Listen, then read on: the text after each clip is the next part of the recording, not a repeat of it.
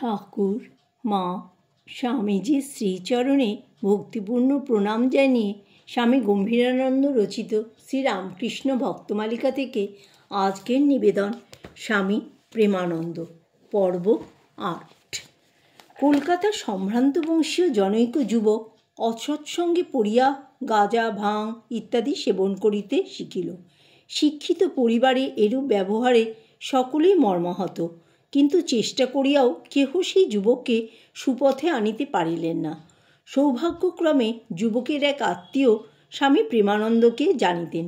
কথা প্রসঙ্গে তিনি একদিন সমস্ত কথা তাহার নিকট নিবেদন করিলেন এবং এই বিষয়ে তাহার সাহায্য চাহিলেন। প্রেমের প্রতীক স্বামী প্রেমানন্দ সমস্ত শুনিয়া যুবকটিকে দেখিবার জন্য একদিন তাহার গৃহে উপস্থিত হইলেন এবং নানাবিধ প্রসঙ্গে তাহার সহিত আত্মীয়তা স্থাপন করিয়া একদিন মঠে আসিতে বলিলেন। যুবক সেই আকর্ষণে সত্যই মঠে উপস্থিত হইল এবং সমস্ত দিবসটি প্রেমানন্দের সহিত মঠে কাটাইল। প্রেমানন্দের ব্যবহারে সে একটা আশ্চর্য জিনিস দেখিতে পাইল। সকলেই তাহাকে ভৎসনা করে, তাহার প্রতি ঘৃণা প্রকাশ করে, এমনকি তাহার সান্নিধ্য অবাঞ্ছিত মনে করে। আর এই একজন সর্বত্যাগী শুদ্ধচিত্ত সাধু সেই সকল অসদভ্যাসের বিন্দুমাত্র উল্লেখ না করিয়া, কোনো কিছু পরিত্যাগের আদেশ না দিয়া কেবলই একটি অতি লোভনীয় উচ্চাবস্থার আদর্শ জাজল্যমান রূপে সম্মুখে তুলিয়া ধরিলেন। অবহেলার পরিবর্তে যুবক পাইল আদর। একদিকে উচ্ছৃঙ্খল জীবন আর অপরদিকে নিঃস্বার্থ প্রেম। এই প্রেমের আবেদন বড়ই প্রবল। যুবক দিনান্তে গৃহে ফিরিল, কিন্তু শীঘ্রই এক অজ্ঞাত আকর্ষণে বেলুড় মঠে ফিরিয়া আসিল। শুধু তাহাই নহে, সে প্রতিজ্ঞা করিয়া বসিল সে সমস্ত বদভ্যাস ছাড়িয়া সাধু হইবে এবং অচিরেই উহা কার্যে পরিণত করিল। কর্তব্য অনুরোধে প্রেমানন্দ ভৎসনাও করিতেন, ইহা আমরা পূর্বেই উল্লেখ করিয়াছি।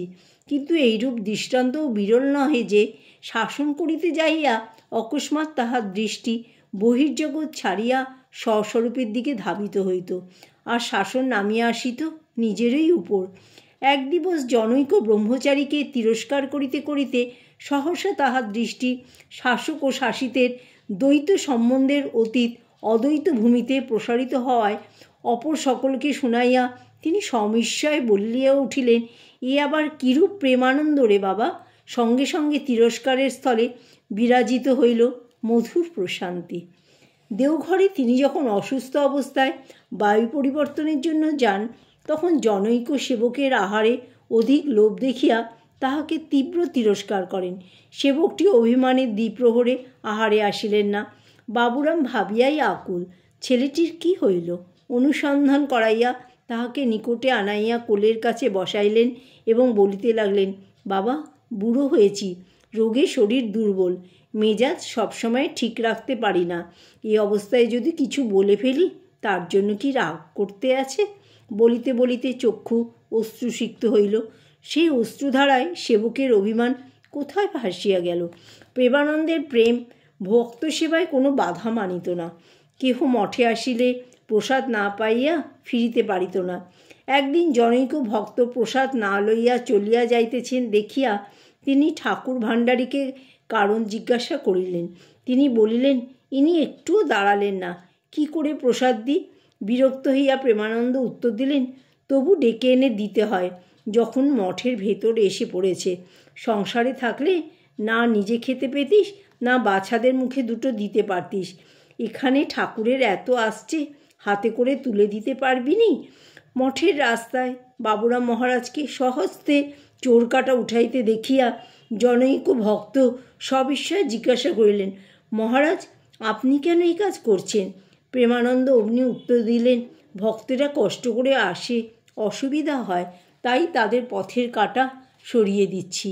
কে জানে এই সামান্য চোর কাটার সঙ্গে তিনি কোন অজানা জগতের পথের কাটা সরাইতেছিলেন।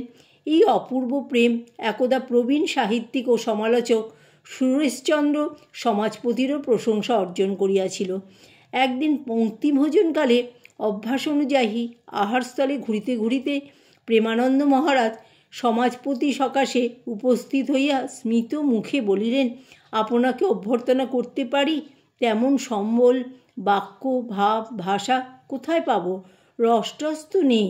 আপনার কলমের ডগায় রস টস করে। সমাজপতি হার মানিবেন কেন? তিনি প্রত্যুত্তরে বলিলেন, আপনার কথায় আপনিই ঠকলেন। স্বীকার করলাম আমার কলমের ডগায় রস আছে, কিন্তু আপনার রস চলায় ফেরায়, কথায়, কাজে, দেহে, প্রাণে। আরও কি বলিতে চাহিয়াছিলেন, কিন্তু আত্মপ্রশংসায় নিপীড়িত প্রেমানন্দজি পৃষ্ঠ প্রদর্শন করিলেন। উৎসবের দিনে মঠ প্রাঙ্গণে ভদ্রলোক, মুচি, ম্যাথর, ধনী, দরিদ্র সর্বস্তরে নারায়ণী পঙ্ক্তিভোজনে বসিয়াছেন। খিচুড়ি পরিবেশন হইতেছে। তত্ত্বাবধানে নিযুক্ত স্বামী প্রেমানন্দ দেখিলেন দূরে এক পঙ্ক্তি হইতে বারংবার খিচুড়ি দাও, খিচুড়ি দাও এই রব উঠিতেছে। তিনি অবিলম্বে সেখানে উপস্থিত হইয়া পরিবেশককে জিজ্ঞাসা করিলেন, তুমি কি আর কখনো পরিবেশন করনি? উত্তর পাইলেন, আমি বারবার দিচ্ছি, তবু কুলাচ্ছে না। এরা দাও দাও বলে শুধু গোল করছে। প্রেমানন্দ দেখিলেন পঙ্ক্তির প্রায় সবই গরিব, ইহাদের অধিক আহার করাই অভ্যাস। তাই সমবেদনায় ব্যথিত হইয়া আবেগ ভরে বলিলেন, আমাদের পেটের ওজনে কি এদের পেটের ওজন করা যায়? জানি না জীবনে কদিন এরা পেট ভরে খেতে পায়। এদের পেটে যে দিনরাত আগুন জ্বলছে। যাও যাও, বালতিটা এদের এক এক পাতে ঢেলে দাও। ঠাকুরের প্রসাদ পেট ভরে খেয়ে নিক। বলিতে বলিতে স্বর শুষ্ক হইয়া আসিল, নয়নকোণে বাড়ি ঝরিয়া পড়িল। প্রেমানন্দ আর সামলাইতে না পারিয়া অন্যত্র চলিয়া গেলেন। জয় ঠাকুর, জয় মা, জয় স্বামীজি।